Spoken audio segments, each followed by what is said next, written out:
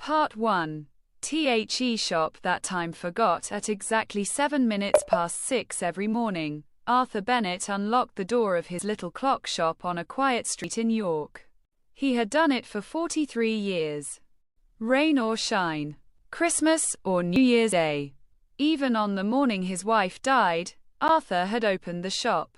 People often asked him why. His answer was always the same. Because clocks don't stop simply because your heart does. The shop was called Bennett Son Clockmakers. But there had never been a son working there.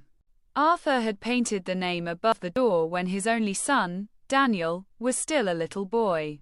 Daniel had once loved the shop. He used to sit on the wooden counter after school, watching his father repair antique clocks. But everything changed when Daniel was 17. They had a terrible argument. Daniel wanted to leave York and study music in London. Arthur wanted him to learn family trade. "You'll regret throwing away a proper future," Arthur had told him. Daniel had shouted back, "You don't want a son, Dad. You want an employee." Those were the last words they spoke for almost 25 years. Daniel left. He married. He had a son. And Arthur never met his grandson. His name was Oliver. Arthur knew almost nothing about him, until one cold November afternoon, when a young man walked through the shop door carrying a battered violin case. He was about 23, tall, thin, dark-haired, and nervous. Arthur looked up from the clock he was repairing. "Can I help you?" The young man stared at him. For several seconds, he said nothing. Then he placed a photograph on the counter. Arthur's hands stopped moving. The photograph showed Daniel at 17. Beside him stood Arthur's late wife, Margaret. Arthur slowly looked back at the young man. "Where did you get so good?" The young man swallowed. "My name is Oliver Bennett." Arthur's face went pale. Oliver continued, "I'm your grandson." For the first time in 43 years, Arthur forgot to wind the clock in his hand. And somewhere behind him, an old grandfather clock began to strike 6. Part 2. The grandson. He never knew Arthur didn't invite Oliver to sit down. He simply stood behind the counter, staring at her. "You look like your father," he finally said. Oliver smiled sadly. "That's what Mum says." Arthur's expression changed. "Your mother? Emma?" Arthur looked away. He had never met Emma either. Oliver placed the violin case on the counter. "I didn't come here because I wanted money." Arthur's eyebrows rose. "I didn't say you did. You were thinking it." Arthur almost smiled. "You're definitely Daniel's son." Oliver laughed quietly. Arthur had heard from someone carrying Daniel's blood. Then Oliver explained why he had come. His father had died 6 weeks earlier. A heart attack. Daniel had spent the last years of his life teaching music at a small secondary school in Leeds. "He talked about you," Oliver said. Arthur looked down. "What did he say?" "That you were stubborn." Arthur nodded. "That sounds like him. He also said you were the best clockmaker he'd ever known." Arthur's eyes became wet. He quickly turned towards the shelves. Oliver continued, "Dad wanted me to bring you something." He opened the violin case. Inside was an old mechanical pocket watch. Arthur recognized it immediately. It had belonged to Margaret, "My wife. He's kept it all these years," Oliver said. Arthur picked it up with trembling hands. On the back was an engraving. "For Daniel, whatever happens, come home." Arthur closed his eyes. He had forgotten those words. Or perhaps he had spent 25 years trying to forget them. Oliver stood quietly. Then he said something that broke Arthur's heart. "Dad wanted to come back." Arthur looked at him. "When?" 3 years ago. "Why didn't he?" Oliver hesitated. "Because he thought you didn't want him." Arthur's face collapsed. "Never said that." Oliver nodded.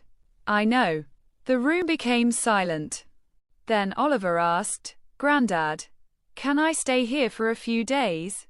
Arthur looked at the young man. "Why? I don't know what I'm doing with my life." Arthur glanced at the violin. "And that? Dad taught me." Arthur nodded slowly. Then he pointed towards the back room. "There's an old couch." Oliver smiled. "Thank you." Arthur turned away. But when Oliver wasn't looking, he wiped a tear from his cheek.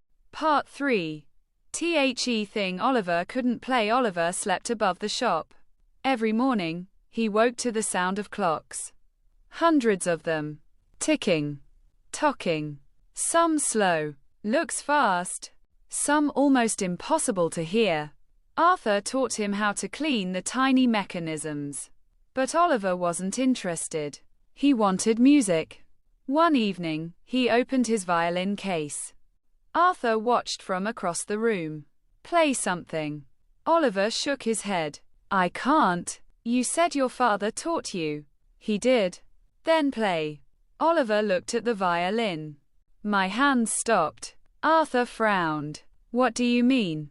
Oliver caught his breath. "When Dad died, I stopped playing." Arthur understood more than Oliver realized.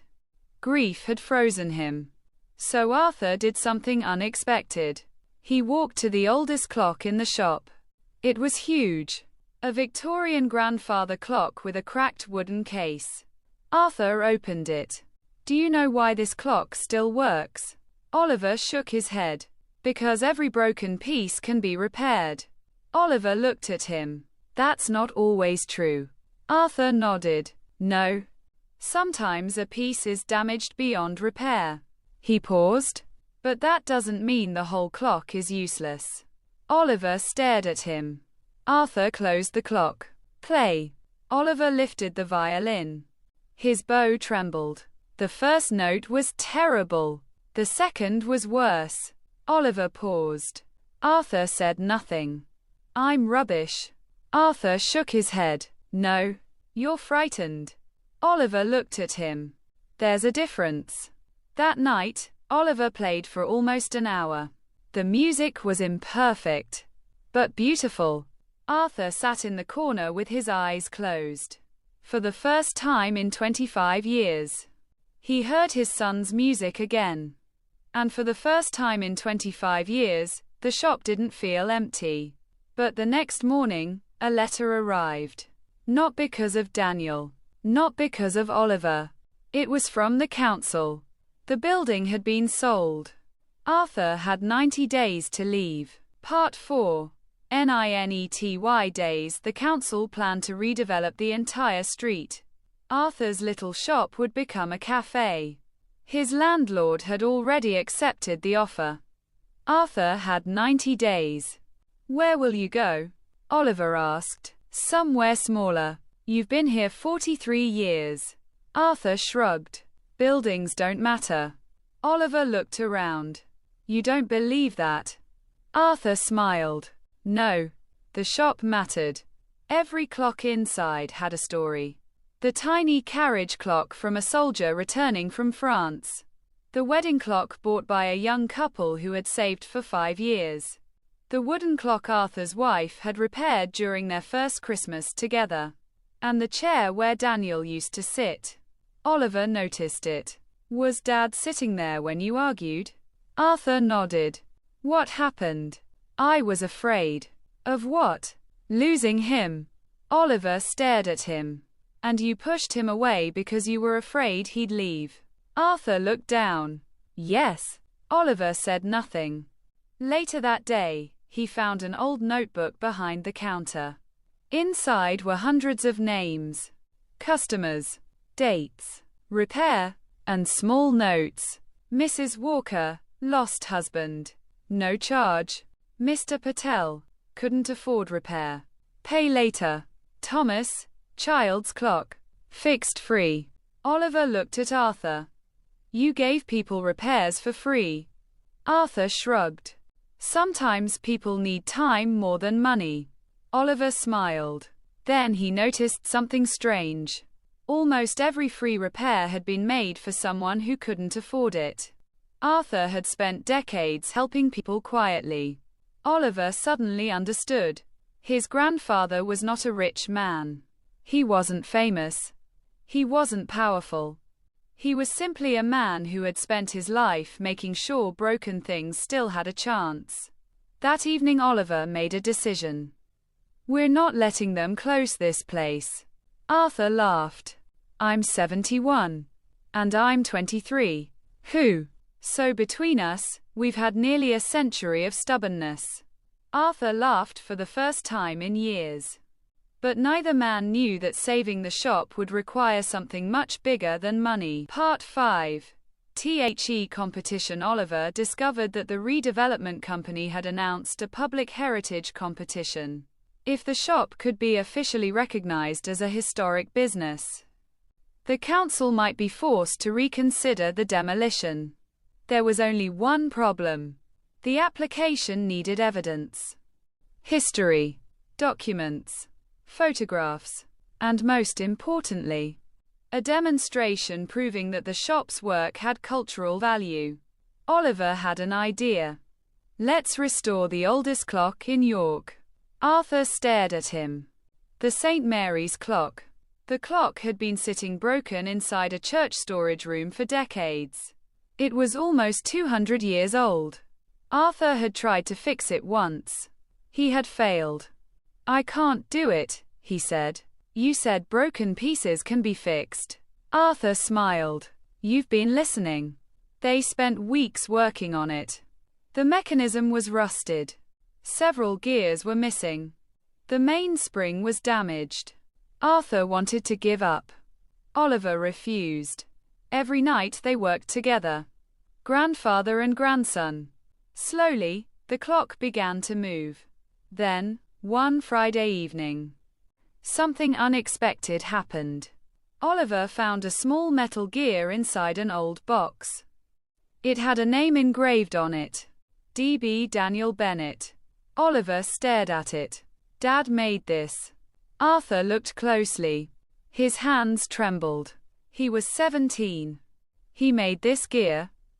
Arthur nodded. "He always had talent." Oliver smiled. "Then why did you stop him from studying music?" Arthur didn't answer.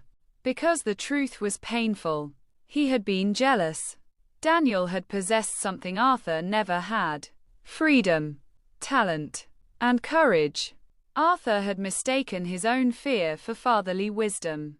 The next morning, Oliver asked, "Grandad, if you could speak to Dad now, what would you say?" Arthur looked at the unfinished clock. "I'd say I'm sorry." Part 6. Recording. The competition judges arrived unexpectedly. They wanted to see the shop. Arthur was nervous. Oliver wasn't. He had prepared everything. But just before the judges entered, an old cassette player fell off a shelf. Oliver picked it up. There was a handwritten label. Daniel, 17 years old. Arthur froze. "Where did you find that?" "It was behind the old register." Arthur didn't want to hear it. But Oliver pressed play. Static filled the room. Then a young voice. "Daniel. Dad. If you're listening to this, I'm probably already gone." Arthur sat down. Daniel's teenage voice continued. "I don't hate you." Arthur covered his mouth. "I know you think I'm throwing my life away. But I need you to understand something." The recording crackled. "I don't want to be someone you chose for me." Arthur's eyes filled with tears. "But I do want to make you proud." Silence. Then Daniel said, "Maybe one day you'll understand." The recording ended. Arthur didn't move. Oliver sat beside him. After several minutes, Arthur whispered. He was only 17. "Yes, I wish I had more time." Oliver looked at him. So did Dad. The judges entered 10 minutes later. They found Arthur and Oliver standing beside the restored clock. The clock began to tick. Then it chimed. The sound filled the entire shop. One of the judges smiled. "This is extraordinary." Arthur looked at Oliver. No. He shook his head. This is not my job. He placed a hand on Oliver's shoulder. It belongs to both of us. Part 7. The man from London. The competition received hundreds of applications. But Bennett and Son became the favorite. Then, unexpectedly, a businessman from London arrived. His name was Richard Hale. He represented the redevelopment company. Arthur recognized him immediately. You're here to buy us out. Richard smiled. I've made an offer. Arthur shook his head. No. You haven't heard the figure. I don't need to. Richard looked at Oliver. Young man. Your grandfather is 71. The shop is outdated. You could receive a considerable sum and start a proper business elsewhere. Oliver looked at Arthur. Arthur remained silent. Richard placed a contract on the counter. This is a generous offer. Oliver opened it. The amount was enormous compared to anything he had ever possessed. He could finally move to London. Study music. Buy a home. Help his mom. Everything could change. Arthur noticed the hesitation. You should take it, he said. Oliver looked shocked. Great. I've had my time. Richard smiled. But Oliver closed the contract. No. Richard frowned. Think carefully. I have. Richard left. Arthur looked disappointed. You should have taken the money. Oliver shook his head. You're not just a shop. Arthur smiled. No. Oliver looked around. You're my family. Arthur's eyes filled with tears. But outside, Richard Hale made a phone call. And the next morning, the competition rules suddenly changed. Part 8. The betrayal. The heritage judges announced that businesses occupying the building must prove financial sustainability. Arthur's shop couldn't. They were almost finished. Oliver was furious. Someone had clearly influenced the decision. He began to investigate. Then he discovered something disturbing. Richard Hale had secretly bought the building. The heritage competition was being manipulated. Oliver contacted local journalist. Within 2 days, the story spread. Historic York clock shop faces closure after redevelopment dispute. People began visiting. Former customers arrived. They brought photographs, old recipe, letters, memories. One elderly woman brought a photograph of her wedding. Arthur had repaired the clock she carried on her wedding day. I've had this for 52 years, she said. Another man arrived at his daughter's first hour. Arthur repaired this when I couldn't afford it. Then a student arrived. He had been one of the children Arthur taught free of charge. He was now a university lecturer. He hugged Arthur. You gave me my first chance. Arthur began crying. He had never realized anyone remembered. Oliver stood in the doorway watching. And then he understood something. The shop wasn't valuable because of its clocks. It was valuable because of the people whose lives had passed through it. That evening, the petition reached 10,000 signatures. The council agreed to investigate the redevelopment. Richard Hale was furious. But he had one final card. He announced that the building would sell within 48 hours. If the council didn't act, the shop would be gone. Arthur looked at Oliver. Maybe this really is the end? Oliver shook his head. No. Why? Because Dad taught me something. What? Never stop playing just because the song gets difficult. Part 9. The last clock. The following morning, Oliver had an idea. He found the oldest clock in Arthur's collection.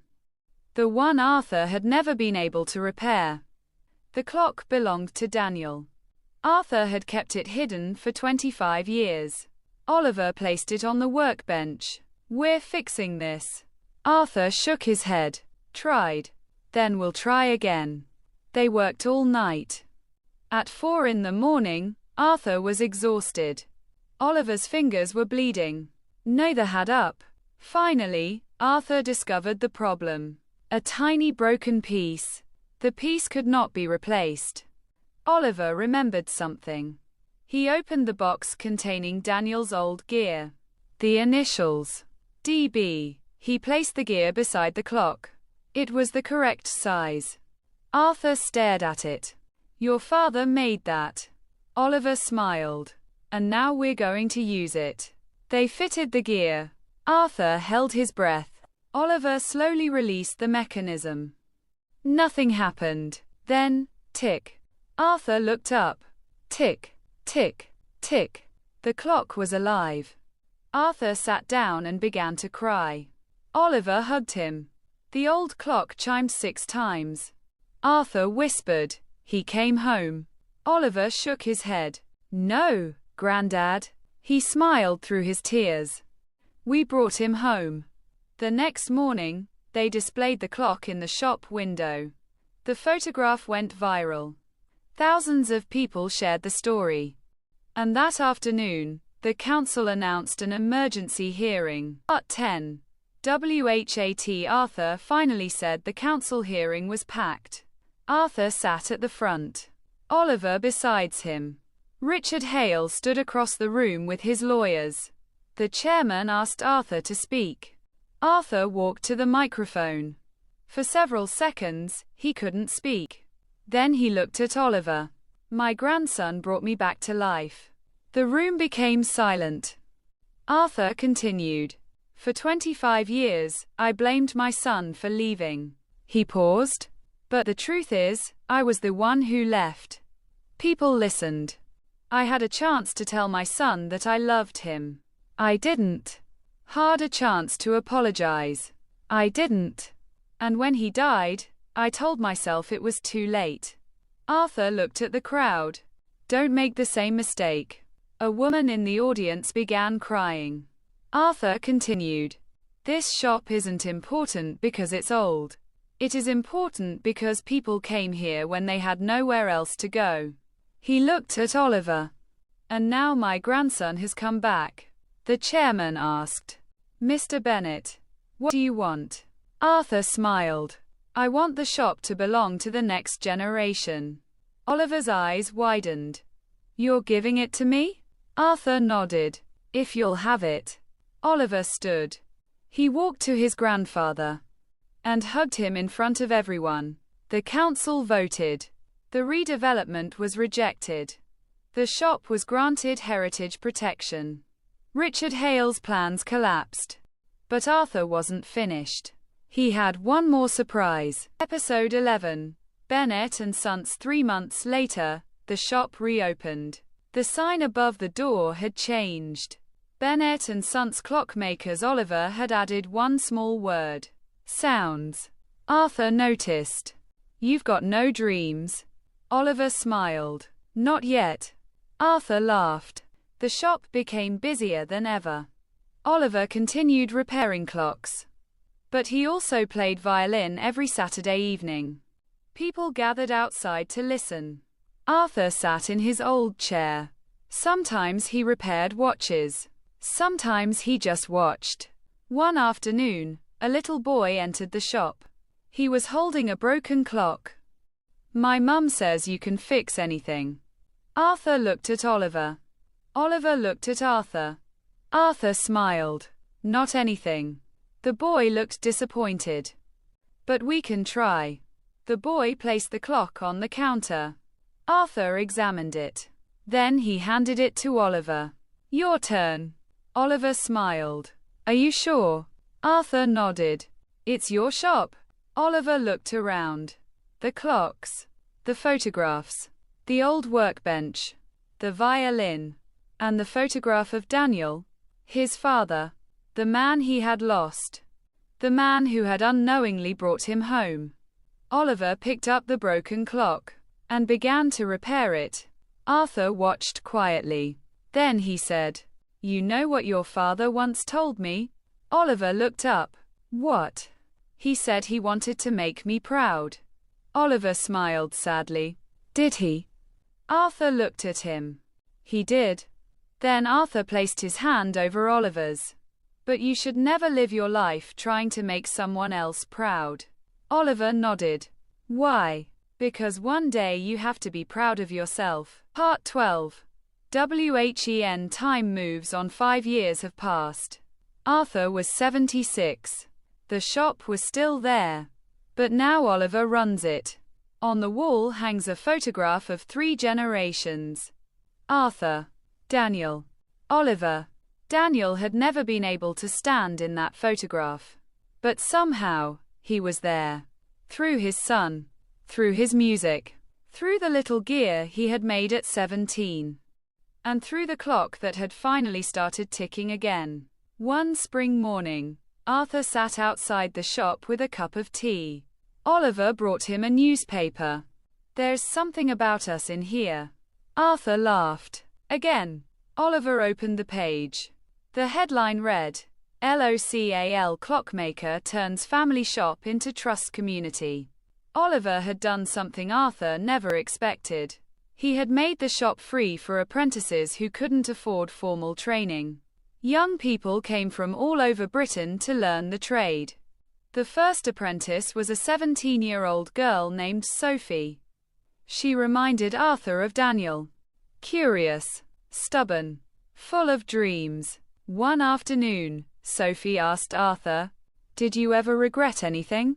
Arthur looked at the street. Yes. What? Waiting too long to say I was sorry. Sophie nodded. Did you fix it? Arthur smiled. Not completely. Why not? Because some things cannot be repaired. He looked towards Oliver. But you can still make something beautiful out of the broken pieces. That evening, Arthur returned home. He sat beside the window. The sun was setting over York.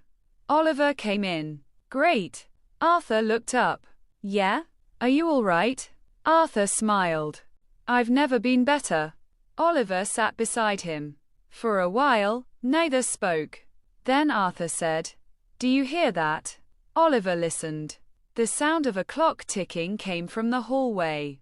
Tick, tick, tick. Arthur closed his eyes. Your father used to hate that sound. Oliver laughed. Why? He said it reminded him that time was running out.